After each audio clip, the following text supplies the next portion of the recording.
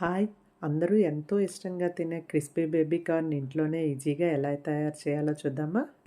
Baby corn కొన్ని తీసుకొని వాటిని ఇలా క్రాస్ ముక్కలుగా కట్ చేసుకుందాం.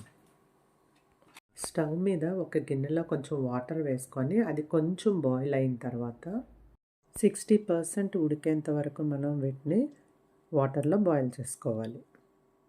ఇలా బాయిల్ అయిన తర్వాత వీటిని స్ట్రెయిన్ చేసేసుకొని కొంచెం చల్లగా అవ్వనిద్దాం.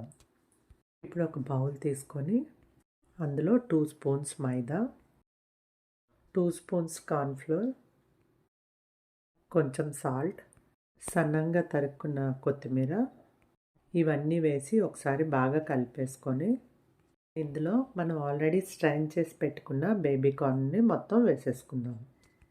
మొత్తం బేబీ కార్న్‌కి ఈ పౌడర్స్ అన్నీ కోట్ అయ్యేటట్టు ఒకసారి బాగా కలిపేసుకోండి.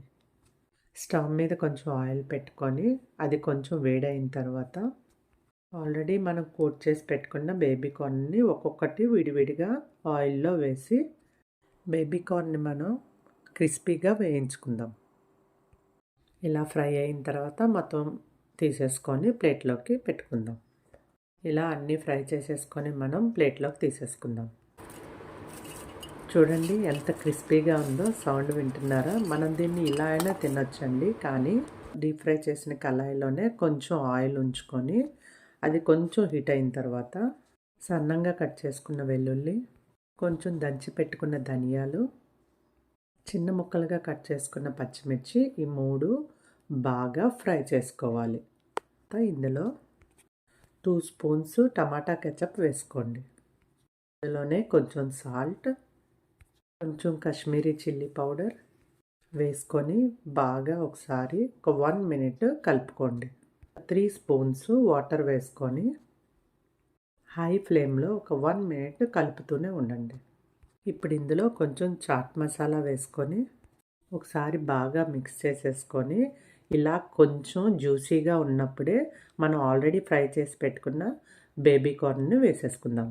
హై ఫ్లేమ్లో పెట్టుకొని మనం దీన్ని కలుపుతూనే ఉండాలి. ఒకవేళ లో ఫ్లేమ్లో పెట్టామనుకోండి ఈ బేబీ కార్న్ మెత్తబడిపోతుంది. అందుకని 2 మినిట్స్ మనం కలుపుకుంటే చాలండి. మన restaurant style crispy baby corn ready అయిపోయింది. మనం దీన్ని ఇప్పుడు సర్వింగ్ ప్లేట్లోకి తీసేసుకుందామా?